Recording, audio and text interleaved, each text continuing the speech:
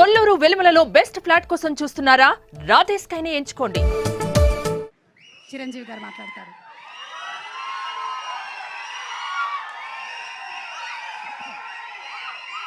Thank you so much. Thank you. అందరికీ నమస్కారం. ఇలాంటి ఫంక్షన్స్కి రావడం మూలంగా ఇక్కడున్న ఎనర్జీ నాకు ఎంత ఉత్సాహాన్ని ఇస్తుందంటే అంత ఇంత కాదు. వచ్చే ముందు కొంచెం డల్గా వచ్చినా సరే ఇక్కడి నుంచి ఎనర్జీతో వెళ్తున్నాను. అంత ఎనర్జీ ఇచ్చిన ప్రతి ఒక్కరికి, యూనిట్లో ఉన్న ప్రతి సభ్యులకి, ఆహ్వానితులకు, అభిమానులకు అందరికీ నా హృదయపూర్వక నమస్కారాలు, ధన్యవాదాలు తెలియజేస్తున్నాను.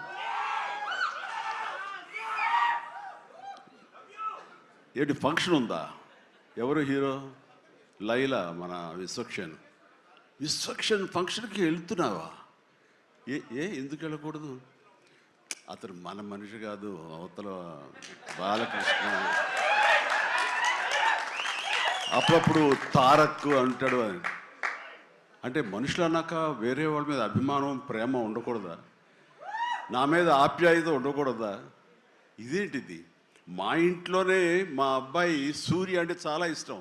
అంత మాత్రం చేత వాడి ఫంక్షన్ వెళ్ళకూడదా? వాడితో కలిసి భోజనం చేయకూడదా? వాడితో ఉండకూడదా? అలాగే మరి మూర్తి గారు అడిగారా, నాగేంద్ర అడిగారా, ఎవరు అడిగారో తెలియదు కానీ అక్కడ ఉన్నారు, వెళ్ళిపోయారు మూర్తి గారు. తెలియదు కానీ నేను ఆ క్లిప్ చూశాను, వాయిస్ గుర్తు లేదు. మీరు బాలకృష్ణ కాంపౌండ్ కదా విశ్వక్సేన్, ఇప్పుడు మెగా కాంపౌండ్ నుంచి ఆయన ఎలా వచ్చారు అని చాలా చక్కగా సమాధానం చెప్పాడు. మా ఇంటికి కాంపౌండ్ ఉంది కానీ ఫిలిం ఇండస్ట్రీ కాంపౌండ్ లేదని. I appreciate. నిజమే, ఇక్కడ గిరుకు తీసుకుని ఎప్పటికప్పుడు ఏ హీరోలకు ఆ హీరోలా ఉండే రోజులు నిజంగా ఉన్నాయి, లేకపోలేదు. షూటింగ్ల వరకే. ఆ తర్వాత వాళ్ళు ఎవరి ఇళ్ళకి వాళ్ళు వెళ్ళిపోతారు, ఎవరి ప్రోగ్రాం వాళ్ళు చూసుకుంటారు. అలాంటి రోజుల్లో నేను ఉన్నాను. వాళ్ళు అలా ఉండటం మూలంగా వాళ్ళ మధ్య సఖ్యత ఉండదేమో, వాళ్ళ మధ్య ఒక విభేదాలు ఉంటాయేమో అనే ఒక రకమైన భ్రమలో ఇక్కడ అభిమానులు కొట్టుకుని చచ్చేవాళ్ళు. ఆ వాల్ పోస్టులు చింపుకునేవాళ్ళు. నెల్లూరులో మా కజిన్స్ ఉండేవాళ్ళు. వాళ్ళిద్దరు సొంత అన్నతమ్ములు, కానీ వాళ్ళు రామారావు గారిని, ఒకళ్ళు నాగేశ్వరరావు గారిని ప్రేమించేవాళ్ళు, ఇష్టపడేవాళ్ళు, అభిమానించేవాళ్ళు. వాళ్ళిద్దరు కొట్టేసుకున్నారు, రక్తం వచ్చే కొట్టేసుకుంటారు. నాకు దానికి కంగారు వచ్చేసింది. నేను చిన్నోడిని. ఎందుకలా కొట్టుకున్నారంటే వాడు అభిమాని, వాడు ఎంటి, వాడు అది అంటే నాగ్గడి ఇలాగని ఇద్దరు కొట్టుకుంటున్నారని చెప్పేసి. అంటే నాకు ఆ రోజు నుంచి మొదలైంది, ఏంటి సినిమా వాళ్ళు హీరోలు బాగానే ఉంటారు, వీళ్ళు కొట్టుకుని వస్తారేంటి అని చెప్పేసి. నేను ఫిలిం యాక్టర్ని అయిన తర్వాత హీరోల మధ్య ఒక సఖ్యత, సహృద్భావ వాతావరణం అది ఉండాలి, ఏర్పాటు చేయాలని బలంగా నాకు ఏర్పడటానికి ఆల్రెడీ అదొక ఇన్సిడెంట్. అందుకనే మెడ్రాస్లో హనీ హౌస్ అని అప్పట్లో ఉండే జర్నలిస్టులకు తెలిసే ఉంటుంది. ఆ హనీ హౌస్ ఏంటంటే 1 acre ల్యాండ్లో ఉంటుంది. ఎక్కడ ఏ 100 days ఫంక్షన్ జరిగినా, ఏ ముహూర్తాలు ప్రారంభోత్సవాలు జరిగినా, ఎవరికి ఏ బర్త్డేలు జరిగినా, ఏ 31st night డిసెంబర్ ఫంక్షన్ చేసుకోవాలనుకున్నా సరే అటు తమిళ ఇండస్ట్రీని, ఇటు తెలుగు ఇండస్ట్రీని ఆహ్వానించి అక్కడ అందరికీ చక్కగా పార్టీ ఇచ్చి ఒక రిక్రియేషన్ తోటి మంచి భోజనాలు చేసుకుంటూ, అంటే అవి ఉంటాయనుకోండి, అది వేరే విషయం. సో వీటితోటి మనుషుల్లో ఉండే అరమరికలు కానివ్వండి, పొరపచ్చలు కానివ్వండి, ఇవన్నీ కూడా సమసిపోయి ఎంతో హాయిగా ఉంటారు. అది నేను ఆ విషయం చాలా చాలా సక్సెస్ఫుల్. కాబట్టి ఈ రోజుకి నాగార్జున, వెంకటేష్ అండ్ బాలకృష్ణ మేమందరం కలిసికట్టుగా ఉండటానికి, ఒకళ్ళ ఫంక్షన్ ఒకళ్ళు వెళ్ళటానికి, ఈ మధ్యకాలంలో బాలకృష్ణ 50th ఫిల్మ్ సందర్భంగా నట జీవితం సంబంధించి చేసిన ఫంక్షన్లో నేను పార్టిసిపేట్ చేశాను. అలాగే నాగార్జున మేము వెరీ ఫ్రీక్వెంట్గా కలుసుకుంటుంటాం. ఈ అరమరికలు ఉండకూడదు. అభిమానం అంటే అది పర్సనల్. నా ఒక రకమైన భోజనం రుచిస్తుంది, ఇంకొక రకమైన భోజనం రుచిస్తుంది. అలాగే ఒకళ్ళు ఇంకొకరితో కనెక్ట్ అవుతారు యాక్టర్లుగా. అలా ఉండటం అనేది మనం అందరం యాక్సెప్ట్ చేయాలి. అంత మాత్రం చేత విశ్వక్సేన్ ఎక్కడ దూరంగా పెట్టి మన మనిషి కాదు కాబట్టి అతను ఫంక్షన్కి పిలిస్తే కనుక వెళ్ళాలా అని ఉండకూడదు. ఖచ్చితంగా వెళ్ళాలి. అతను మన ఈ ఇండస్ట్రీ మనిషే, మనలో ఒకడు, మన కుటుంబ సభ్యుడు అన్న భావం, అన్న మెసేజ్ మనం ప్రివేల్ చేయాలి. అంటే ఏదో మనం సెపరేట్గా ఉండటం మూలంగా, మనం అతీతంగా మనం దూరంగా ఉండటం మూలంగా మనకు ప్రత్యేకత వస్తుంది, గుర్తింపు వస్తుంది, తద్వారా మన ఇమేజ్ పెరుగుతుంది అనే భావం కరెక్ట్ కాదు. మన ఇమేజ్ పెరగాలి అంటే మనకి ఫ్యాన్ బేస్ పెరగాలి అంటే అది మన కంటెంట్ మనం చేసే సినిమా ఇస్తుంది తప్ప మళ్ళీ మనం ఏలినేట్ చేసేసుకోవడం మనల్ని దూరం చేసుకుంటేనే కాదు, అందరూ కలివిడిగా ఉండాలి. అండ్ మా ఇంట్లో ఇంతమంది హీరోస్ ఉన్నారు, అందరం ప్రతిసారి కలిసిమెలిసిగా ఉంటాం, అన్నీ ఉంటాం. అలాగని చెప్పేసి మా ఇమేజ్లు తక్కువ. ఈ రోజున పవన్ కళ్యాణ్ ఏబీలో కనిపించగానే ఇది అన్నారు, దాన్ని గర్వపడాలి. పుష్ప టూ పెద్ద హిట్ అయింది, బ్లాక్ బస్టర్, దాన్ని గర్విస్తాను. అండ్ తర్వాత ఒక్కోసారి సినిమాలు ఆడచ్చు ఆడకపోవచ్చు, కానీ మనం ఏవైనా సరే ఇండస్ట్రీలో ఒక సినిమా ఆడింది అంటే ప్రతి ఒక్కరు హర్షించాలి.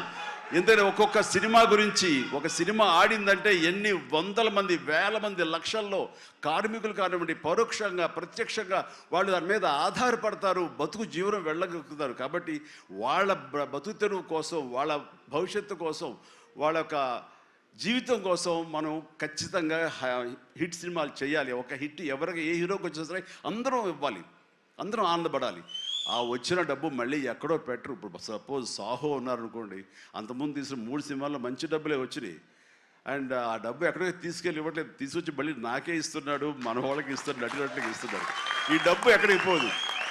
అండ్ భగత్ సింగ్ కేసరి సినిమా చేశాడు, లాభించేసాడు, ఇంకా మనకు లాభం లేదు అని వేరే గ్రూపు, వేరే కాంపౌండ్ అనుకుంటే, నాకు అతను ఇచ్చిన అడ్వాన్స్ ఎక్కడి నుంచి వస్తుందండి? అతను ఇచ్చిందే కదా.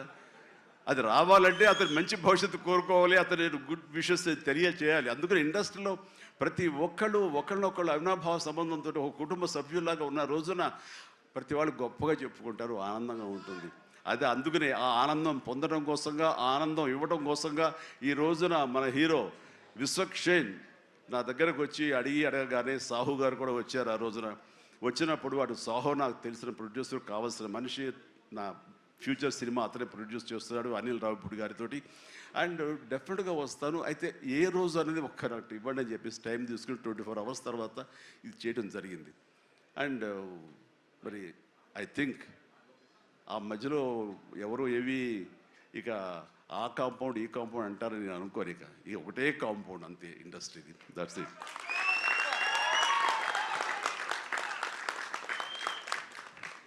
ఇక ఈ సినిమా ట్రైలర్ చూసిన తర్వాత నాకు ఎక్కడో మనం ఉండే పెద్దరికాంతో మనం సంసార పక్షంగా ఉంటున్నాం, మన కుటుంబం అని, కానీ ఎక్కడో అన్నగారిపోయినటువంటి ఉంటే సరే అది ఆ కోరికలు గబుక్కుని పెళ్ళు బుక్కింది. ఆఫ్టర్ ట్రైలర్ మనిషి కొంచెం మోటుగా ఉన్నాడు, ప్రౌఢలాగా అనిపిస్తున్నాడు, కానీ గ్లామర్ తగ్గలేదు, కసుక్కని అనిపిస్తున్నాడు. ఈ అమ్మ అసలు అది విశ్వక్షేణ్ కాకుండా నిజంగా ఆడపిల్ల అయి ఉంటే ఎక్కడో గుండె జారి కొంచెం గల్లంతయ్యేదేమో అనిపించింది ఆ మురుగు నాకు. అంత గ్లామర్గా ఉన్నాడు. నేను చేశాను ఆ సినిమాలో, తర్వాత నరేష్ చేశాడు, అలాగే రాజేంద్ర ప్రసాద్ గారు ఇంకో సినిమాలో చేశారు. ఇవన్నీ కూడా బాగా ఆడినాయి. ఇందాక ఆయన చెప్పినట్టుగా, మన అనిల్ రావిపూడి గారు చెప్పినట్టుగా అన్నీ కూడా మంచి హిట్స్ అయినాయి. ఈ సినిమా కూడా ఖచ్చితంగా హిట్ అవుతుంది. అది హిట్ అవ్వాలని కోరుకుంటున్నాను. హిట్ గ్యారంటీ ఈ సినిమాని. అంటే ఒక హీరో అంత రగ్గడగా, అంత టఫ్గా, అంత మొరటగా ఉండే మాస్ మనిషి అంత నాజుగ్గా నవనవలాడుతూ ఛాన్స్ దొరికి పక్కన ఉంటుంటే కనుక బుగ్గ కొరికే అనిపించే అంత ఫీలింగ్ ఉంది. అంటే అండ్ డెఫినెట్లీ ప్రతి వాళ్ళు ఆ కోరిక తీర్చుకోవడం కోసంగా, చూసుకుంటూ ఉండడం కోసంగా వెళ్తారని అనుకుంటున్నారు. ఖచ్చితంగా వెళ్తారు, ఆనందిస్తారు. అండ్ విశ్వక్షేణ్ అటు మాస్గా చేశాడు, ఇటు క్లాస్గా అమ్మాయిగా రాణించేలా బాగా చేశాడు. అండ్ కథాంశంలో రామ్ నారాయణ డైరెక్టర్ చాలా ఎంటర్టైన్మెంట్ తోటి కామెడీగా ఉండేలాగా మొత్తం చాలా బాగా చేశాడని సాహు వాళ్ళు చెప్తుంటే కనుక ఎక్సలెంట్. ఈ రోజున అది కావాలి. అండ్ అనిల్ రావిపూడి తీసినటువంటి సినిమా నేను మొన్న చూసినప్పుడు నాకు ఆద్యంతం ఎక్కడ ఏంటి లాజిక్గా ఏమి పట్టించుకోలేదు. అసలు ఎక్కడ ఏం జరుగుతుందో అనేది లేదు. మరి మన పెద్ద ఆయన ఏం రాస్తారో తెలియదు, కానీ దాని మీద రివ్యూస్ ఎలా ఉన్నారా? ఆయన ఏం రాస్తారో నేను చూడలేదు, కానీ నా లాజిక్ అది పట్టించుకోకపోతే మాత్రం ఆద్యంతో సినిమా నేను నవ్వుతూనే ఉన్నాను, ఎంటర్టైన్ అవుతూనే ఉంది. వెంకటేష్ గారిని వీళ్ళంతా చేశారు. అదే రీతిలో ఈ సినిమా మన రామ్ నారాయణ గారు అదే రకంగా తీస్తారని చెప్పేసి ఎక్కడ ఊపిరి సలుపుకొనివ్వరు, ఎక్కడ లాజిక్ ఆలోచన పెట్టనివ్వరు, బ్రెయిన్ ఉపయోగించనివ్వరు. కేవలం హృదయంతో ఈ సినిమా చూస్తూ ఈ సినిమా ఆద్యంతో ఆనందంగా ఉంటుంది, ఎంజాయ్ చేస్తారని అనుకుంటున్నాను. అండ్ విశ్వక్షేణ్ ఖచ్చితంగా ధైర్యంగా ఉండి ఏం కాదు ఈ cinema block buster. Ram Narayan God bless. And తర్వాత ఈయన కరాటే రాజుగారు అంటారు. ఈయన 18 ఏళ్ళు అయిపోయినాము కదా. ఆ టైంలో నాతో పరిచయం, ప్రజారాజ్యంలో ఆయన ఉండి ఆయన ఒక రాజకీయగా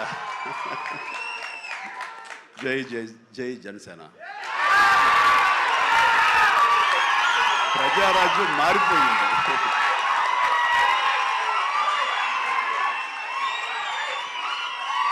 ప్రజారాజ్యం రూపాంతరం చెందింది జనసేనగా. I'm very happy. ఆ రోజున పొలిటికల్గా తను రావాలి అని, పొలిటికల్ ఎదగాలని తన ఇంట్రెస్ట్ అని చెప్పినప్పుడు నేను వెంటనే ఆయనకు అవకాశం ఇవ్వడం జరిగింది. బట్ పరిస్థితులు ఇంకోలాగా ఉండేది. అలాగే అప్పటి నుంచి నాతోటి సత్సంబంధాలు ఏర్పరచుకున్నాడు. వాళ్ళ అబ్బాయి ఇట్లా సినిమాలోకి వస్తాడు అని కూడా చెప్పాడు. నేను వాళ్ళ ఇంటికి వచ్చినప్పుడు ఏదో పూజకు వచ్చాను ఒకసారి, అయ్యప్ప పూజకు వచ్చినప్పుడు. చాలా చిన్నవాడు అనుకుంటా విశ్వక్షేణ్. బట్ మరి ఎట్లా తనలో ట్రిగ్గర్ అయిందో, మరి అంత దూరంలో ఉన్న హాలీవుడ్లో ఉండి హైదరాబాద్లో సినిమాల్ని ఎలాగ ఆకర్షితులయ్యో తెలియదు. ఇంత నువ్వేనా అన్నమాట. దిల్షుక్ నగర్ అమెరికా దగ్గర అనిపిస్తుంది దిల్షుక్ నగర్ అంతవరకు. సో ఖచ్చితంగా తనకి కావాల్సిన విధంగా తనకున్న హిడెన్ టాలెంట్స్, అటు రైటింగ్ కానివ్వండి, అటు డైరెక్షన్ టాలెంట్స్ కానివ్వండి, యాక్టింగ్ కెపాసిటీస్ కానివ్వండి, ఇన్ని ఉన్న వ్యక్తి ఇంటి పట్టును కూర్చోలేరు. ఖచ్చితంగా పరిశ్రమ రావాలి, ఇక్కడ అభివృద్ధి చెందాలి, ఇక్కడ తన సత్తా చాటుకోవాలి, తన జెండా పాతాలి. అది